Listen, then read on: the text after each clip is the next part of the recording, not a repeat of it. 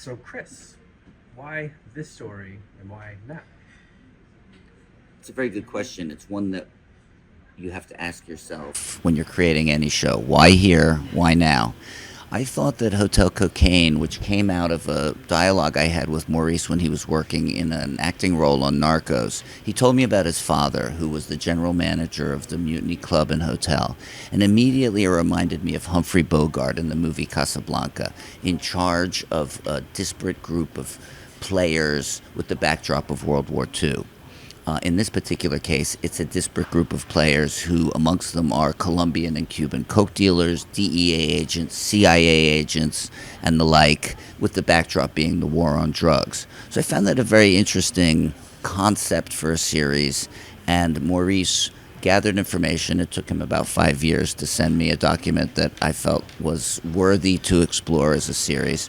And then the why here, why now became kind of apparent. First of all, I think it was a very carefree time when it came to the use of drugs. Cocaine had not yet been exposed as the lethal drug that it is, even more so nowadays with fentanyl, and so I like the idea of trying to show the glamour and frivolity of that world, while at the same time, outside the gates of the mutiny is the violence and bloodletting that happens to get the cocaine to the club.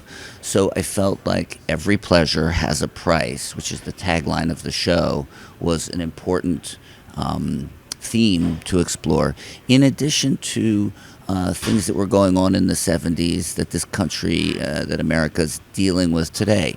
The immigration issue, the quest to climb the ladder. What is the American dream today? The Cubans were the only immigrant group accepted to this country with open arms. Almost every other immigrant group had to claw and scrape its way to relevancy within the fabric of America. I'm Irish. Sorry? I said I'm Irish. Yeah, well, there you go. The Westies is my next show. But in any case, so I felt that there could be contemporary themes explored through this show. And quite honestly, if I can't find a contemporary theme to explore in a period piece, why waste all that extra money having to decorate everything like it's 1978? So why do you suppose audiences resonate so much with stories about the drug world? Well, they're to my taste. I like to watch shows like that, so I prefer stakes. I prefer to write. Yeah, very high stakes. People who are willing to take risks that could either put them in jail for life or kill them. Always just automatically creates a level of drama. People also like to see. We have a kind of outlaw history in this country that people, I think, gravitate towards. Even we also suggest in Hotel Cocaine and in Godfather of Harlem, my other show, the fact that even the apparently legitimate power structures are rife with corruption, greed, and illegality. So I like to explore that, and also I think that the shows have to, this one in particular, have to be cautionary tales. I certainly don't want the shows encouraging people to deal drugs or even use them. No, I mean, yeah, you might have trouble getting that show made. So, Maurice, this project, it sounds like, I was going to ask if this project came to you or the other way around, but it sounds like this was an idea that you needed to tell. Well, I had been thinking for many years about wanting to do a show based on my dad, not just because he was my dad and not just because of my dad, but it was because of the Cuban experience. I grew up in Miami during the 70s, and Miami was relatively a peaceful place, as my dad got here, and it started to get more and more volatile. By the time my dad hit the mutiny, the murder rate had gone up about 600% from one year to the next. And as I grew up and looked back at what my dad had to go through to, give us any kind of a life, but not only that, I mean, we were literally, as my grandmother and I, in Miami, were walking just near dead bodies constantly. I mean, we were having 300 murders a month.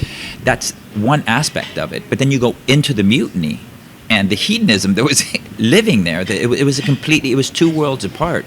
And that was really the story of the entire country.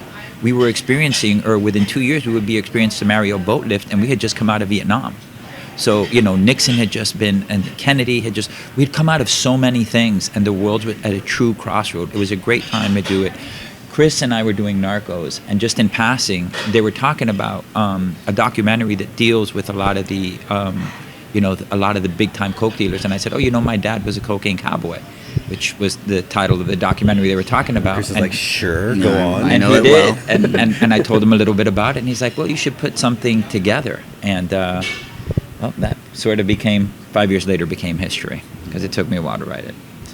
So this is interesting. So do you have like childhood memories in the mutiny itself? I learned how to swim in the Mutiny pool. We were poor. We were living in a duplex, and my dad got the job. He used to work at a place called Les Violines. He gave up his singing career. He moved into the Mutiny as the general manager and like kind of events, because he used to be a food and beverage coordinator, maitre d'. And I used to swim in the Mutiny pool, and the cabanas were surrounded with guys with Carrera glasses and thick mustaches at 7 a.m. that were drinking champagne, being like, oh, look at how cute this kid is swimming in the pool. 4 years old, and my grandmother, I didn't know that these guys would become some of the most prolific drug dealers in history. The Mutiny was also a place where, movie stars came with regularity. Tom Jones, the Eagles recorded an album in the Mutiny Hotel in a sound room, off the club. So it was a hot spot for all sorts of people, foreign dictators. Miami, of course, is this international crossroads, and so the show explores that a little bit too. So you have known personalities in that. Hunter S. Thompson, Rick James. Yeah, in the first couple episodes, right? Mm-hmm. And so in my little bit of research that I've done on the hotel, I saw that Griselda Blanco also, I know she has her own show, so she can do her show stuff, but are people like that going to pass through? Well, we actually, for a couple of different reasons, decided not to step into the Griselda territory. My friends did that show over on Netflix. I love those guys, and Griselda's story can be told in its own way, shape, and form. We decided to fictionalize the drug dealing characters, and for a bunch of different reasons. One is the Griselda story is a well-traveled one, and so we decided to focus more on an innocent man, Roman, who's trying to make his way in these troubled times, and who gets caught in a terrible bind between having to choose between the freedom of his daughter, because the DEA wants to take her out of his home, really for doing nothing other than having a job in a cocaine market, and of course taking down his older brother, with whom he has not had a relationship for a number of years. So, for me as a writer, putting characters in horrible decisions where there is the greater of, it's a choice between the greater of two goods or the lesser of two evils, is always a good dramatic situation. And I must say, Danny Pino just crushes this role. He's so very good at not only making you buy the love and care he has for his family, but also the fact that he had a former paramilitary background. He stormed the beaches of Playa Girón, the Bay of Pigs, and so he's a very capable soldier. And we see as the show develops that those capabilities are called to use. I had some questions for Danny on that very subject. So my dad didn't have a brother, by the way, and it's funny because He did? He did not have a brother. Right. Well, there was a story that he did not have a brother.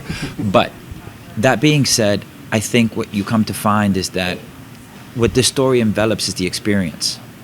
The whole Mutiny is an experience story, and I think that when you see it through the eyes of experience, and the archetype of what my father was and what he was sort of forced into becoming, just through living in Miami and dealing with some of the people that he dealt, you understand that the experience kind of supersedes, because if you ask 100 people what they remember about the Mutiny, they're all going to remember something different. So, Well, the look of your show, something I probably want to discuss, because it looks like a relic in terms of the, you probably don't shoot on film, but it looks like you shoot on film with the way that you color graded, the fact that you have nearly naked dancing girls on screen for a long time. That's a very unmodern approach to the way we put things on screen.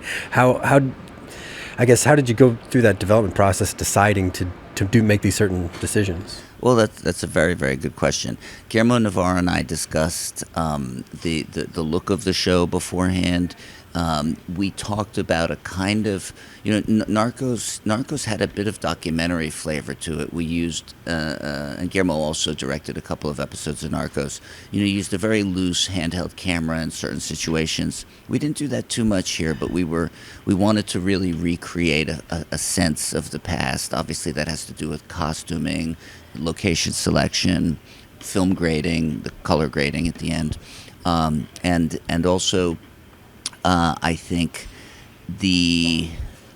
one of the prime decisions, I think, was to find a place to shoot where we could feature the water, where we could really try to bring you into a Miami that actually the Dominican Republic now provides. I think that serving as a time capsule is what we were attempting to do. The title sequence, we deliberately really messed with the grading. We almost create like a film emulsion that pops through. We wanted to put you in the back in time. Little film, hair and specs and when stuff. you were there, you got one experience, but when you actually saw some of the footage, through a TV set or through a monitor, you were really transported through the experience. Like colors and those things kind of almost bring back sense. They bring back these memories that are of your father, of your brother, of an uncle, of a grandfather. That really was captured really well through some of the color stuff and some of the costuming that they were able to I'm get. afraid that people probably don't go back and look at some of those films from the 70s and really, say like The French Connection or something like that, and realize how close you guys are making your show look like those kinds of things. I think we were shooting for Narcos meets Boogie Nights, because Boogie Nights really puts you in that world of the late 70s, early 80s in a way that's incomparable, and so that was a goal for us. I don't know if we achieved that, but that's what we were going for. Will we get to poke around the hotel at much? Those themed rooms sound pretty legendary. Oh yes. Oh, you'll be in the aquatic erotic. You'll be in a lot of different. I heard there's a hot fudge room or something like that. Hot fudge, the Arabian Night Suite. The Alice in Wonderland room, where the owner of the hotel, Burton Greenberg, kind of makes his private room. It's a very amusing room. It was a production designer's dream. Our production designer was Raimundo Cabrera, and he's out of Mexico City. He really crushed it. He built the whole hotel environment, and then we would have discussions and debate about the rooms, both the real ones, and then he came up with a bunch of ones that were so amusing. We said, well, just do it, It's cool. It has been a pleasure speaking with you both. Thanks for making the time to speak to me today. Our pleasure. Thank you, Paul.